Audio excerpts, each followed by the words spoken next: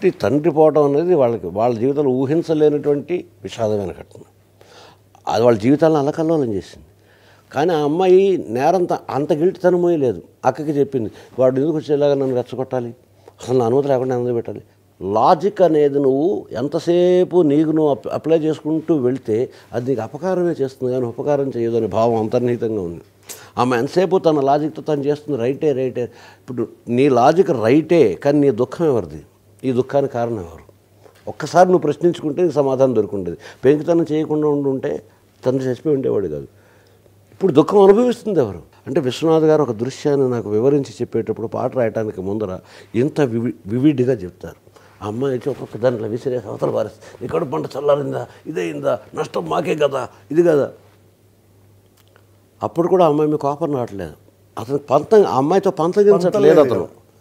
కానీ ఇప్పుడు కూడా అమ్మాయి కళ్ళు తెరవట్లేదు. కళ్ళు తెరవకపోతే అతనికి వచ్చే నష్టం ఏమీ లేదు. కానీ ఈ రకమైనటువంటి ఒక దైవీయమైన ప్రతిభ ఏదైతే ఉందో, దైవీయమైన కళ ఏదైతే ఉందో, దైవదత్తమైనటువంటి అందరికీ ఈజీగా లభించినటువంటి దుర్లభమైన వరాలు ఏవైతే ఉన్నాయో అవి ప్రపంచానికి అందాల్సిన ఆస్తులు, అవి సమాజానికి చెందిన ఆస్తులు. ఆల్రెడీ ఇదే భావం చెప్పేశాను. 2 పాటల్లో చెప్పేశాను. మళ్ళీ ఒకే భావాన్ని మామూలుగా ఇవాళ వస్తున్న సినిమాల్లో 5 పాటలు లేదా 6 పాటలు 7 ఫైట్లు ఒక ఫార్ములా ఉంది. ఆ పాటకి ఇందులోంచి అర్థం అందులోకి ఒకలాగే ఉందండి, అందులోంచి అర్థం ఇందులోకి వేరేగా వెళ్ళిందని ఎవరు అడగరు. వాటికి ఒక అర్థం అక్కర్లేదు, మ్యూజిక్ అంతే. 2 పాటలు ఒకే ట్యూన్లో ఉంటే అడుగుతారేమో తప్పిస్తే 2 పాటలు వేరియస్ ట్యూన్లో ఉండి ఒకే లిరిక్ని ఎవడు అడగడు. మాట మీద దృష్టి వెళ్ళకపోవడం అంటే అవసరం కూడా లేదు. ఇవాళ ఎందుకు కట్ చేస్తే సాంగ్ అనేది ఎవరికి తెలియని పరిస్థితి, ఏమిటి చూస్తున్నామో తెలియని పరిస్థితి. అలాంటి సందర్భంలో కథని ముందుకు లాక్కు వెళ్తున్న సందర్భంలో ఇంత బలవత్తరమైన సన్నివేశంలో పైగా అక్కడ నీకు విరామం పడింది. విరామం పడిన తర్వాత కథ పతాక స్థాయికి వైపు పెడుతుంది. ఇప్పుడు కూడా మళ్ళీ అదే భావం చెప్పాలి. ఈ పాటకు ఆయన ఎంత టైం ఇచ్చారంటే, నువ్వు ఎప్పుడు రాస్తే అప్పుడు పాట. ఇది నిజంగా విశ్వనాథ్ గారు నాతో అన్నమాట. నువ్వు పాట ఎప్పుడు ఇస్తే అప్పుడు నేను సినిమా తీస్తాను. నాకు అసలు 2 రాసేసాను, ఇంకేం రాయాలి, ఇప్పుడు ఇంకేం రాయాలి. ఇప్పుడు ఇది కొంచెం ఒక స్థాయి పెరిగిపోయింది. ఇందాక చిలిపి ఆర్గ్యుమెంట్ జస్ట్ అది కేవలం ఇంటలెక్చువల్ ఆర్గ్యుమెంట్. ఇప్పుడు ఇమోషన్ స్థాయి పెరిగింది. అమ్మాయి దుఃఖంలో ఉంది, ఒక రకమైన నైరాశ్యంలో ఉంది, అదే కాకుండా పంతంలో ఉంది. ఆ పంతం తనకి తాను అపకారం చేసుకునే విధానాల్లో ఉంది. ఇప్పుడు అమ్మాయిని అలా మార్చాలి. అలా దాదాపు ఒక వారం రోజులు కష్టపడిన తర్వాత ఒక రాత్రి 8:30కి ఓ పల్లవి వచ్చింది. ఆ పల్లవి చూడగానే నేనే మురిసిపోయాను విపరీతంగా. విశ్వనాథ్ గారితో రాసే ఇంకొక అద్భుతమైనటువంటి సౌలభ్యం ఏంటంటే, ఆయనకి అనేక ఆల్టర్నేటివ్లు అడగరు. ఆయన కరెక్ట్గా గురి చూసి రామబాణం తగలవలసిన చోట తగిలితే ఒక్క పేజీ. ఆయనకి రాసిన చాలా పాటల్లో ఒకే వెర్షన్ రాసిన కూడా ఉన్నాయి. వాళ్ళు ఎందుకొని 20 వెర్షన్లు 30 వెర్షన్లు ఒక పాట రాయాల్సి వస్తుంది అన్నది అది వేరే ప్రశ్న, దాన్ని పక్క వదిలేద్దాం. ఆ పల్లవి చూసిన వెంటనే నాకు విపరీతమైన మురిపి వచ్చింది.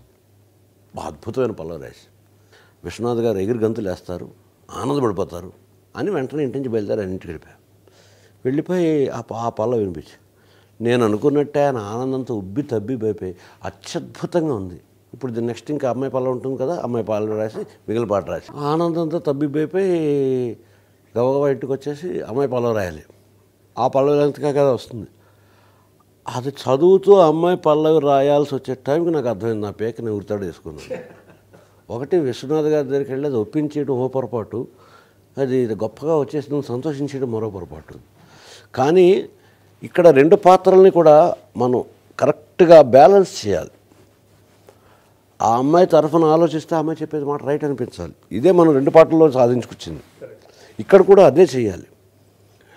అతను ఏం చెప్పినా అతను చెప్తున్నది రైట్ అనిపించాలి. కానీ నాకు వచ్చిన పెద్ద ప్రాబ్లం ఏంటంటే భాష. అతను కళాకారుడు, అతను ఎంత చదువుకున్నాడు అన్నది ఇంపార్టెంట్ కాదు.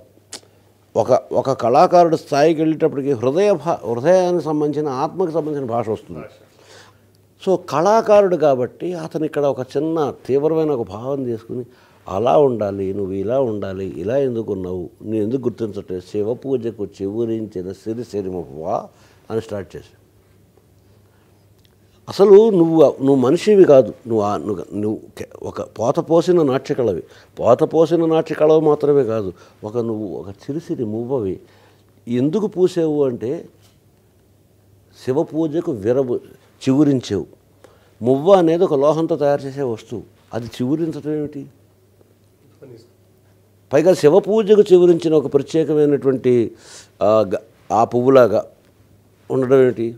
ఇక్కడి నుంచి పట్టుకుని మొత్తం నా కవిత సర్కస్ అంతా చేశా. శివ పూజకు చివురించిన సిరిసిరి మువ్వ, మృదు మంజుల పద మంజరి పూచిన పువ్వ. ఇక్కడ నేను భాష నా ఇష్టం వచ్చిన స్థాయిలో వాడతా, ఒక కవికి తగిన భాష అన్న లెవెల్లో వాడేస్తున్నాను. పూచిన పువ్వ అన్నప్పుడు పువ్వు దేనికి పూస్తుంది? ఒక కొమ్మకు పూస్తుంది, ఒక లతకి పూస్తుంది. ఆ అమ్మాయిని నువ్వు వర్ణిస్తున్నావు, నువ్వు సిరిసిరి మువ్వవి, నువ్వు ఒక పువ్వువి, అంటే పూసిన మువ్వవి. మువ్వ పువ్వు పూయాలంటే పువ్వు తీగకు పువ్వు కొమ్మకు కానీ తీగకు కానీ పువ్వాలి. నువ్వు ఒక తీగకు పూసిన పువ్వువి. ఏ తీగది?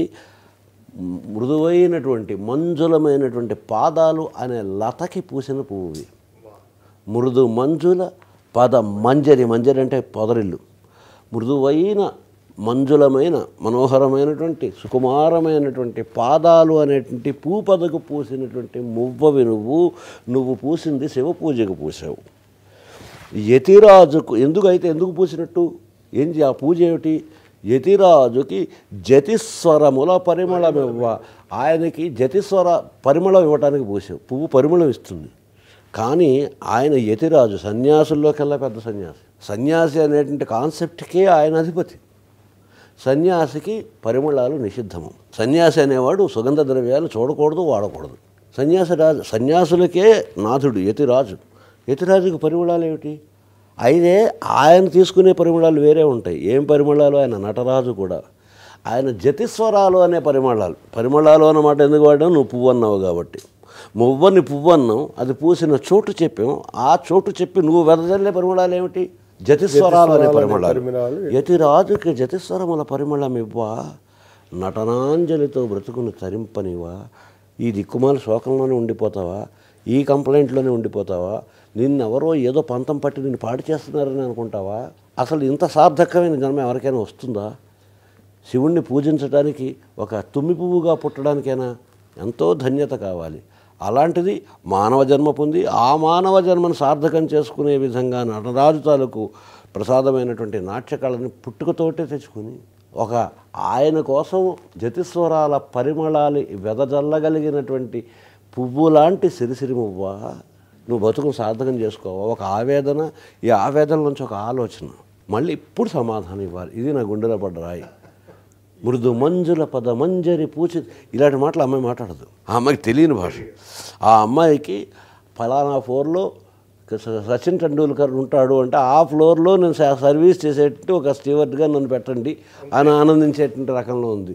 జీవితం తాలూకు చాలా చవకబారైనటువంటి సౌకర్యాలు, ఆనందాలని చాలా అపురూపం అనుకునేటువంటి స్థితిలో ఉంది. ఏ స్థితిలో ఆ అమ్మాయి ఎలాంటిదో ముందర చెప్పాం.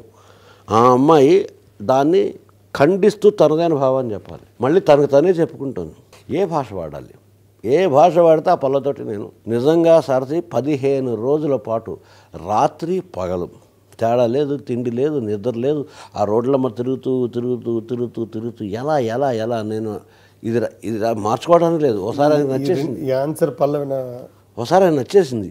ఇప్పుడు లేదండి నేను అమ్మాయి పల్లవిని బ్యాలెన్స్ చేయలేకపోతున్నాను కాబట్టి వీడి భాష కూడా తగ్గించేసి ఏవో మామూలు మాట్లాడు, సరే చక్కగా డ్యాన్స్ అయ్యరాదా, ఎందుకు ఇలా అలా అనేస్తానండి అంటే ఆయన విన్న తర్వాత ఆనందించిన తర్వాత రాయలేవా అని అడుగుతారు. ఎలా రాయాలో తెలియదు. 15 రోజుల పాటు అంటే ఇక్కడ 15 రోజులు సుదీర్ఘమైన తపస్సుతో పాటు 15 రోజులు అవకాశం ఇచ్చడానికి తలుచుకుంటున్నాను. అది కూడా గమనించి 15 రోజులకి ఒకసారి సడన్గా తట్టిన మొత్తం పాట తెలుసు. ఏం తట్టిందో చూడు. పరుగాపక పయనించవే తలపుల నావా. డ్యాన్స్ అనేది ఎంత కదలికైనా ఒకచోట ఉండేది. నా తలపు మనసు చేసేది మొత్తం లోక సంచారం, విహారం, శాఖాచంక్రమణం. మనసును కోతి అంటాం. అందుకని అది ఇష్టం వచ్చినట్టు లోకం అంతా తిరుగుతుంటుంది. దానికి ఒక పద్ధతి పాడు ఏం ఉండదు. ఈ మనస్సుని ఒక సంవిధానంలోకి ఏర్పాటు చేయటమే యోగమును మరేదైనా భారతీయ తాత్వికమైనటువంటి సంవిధానం.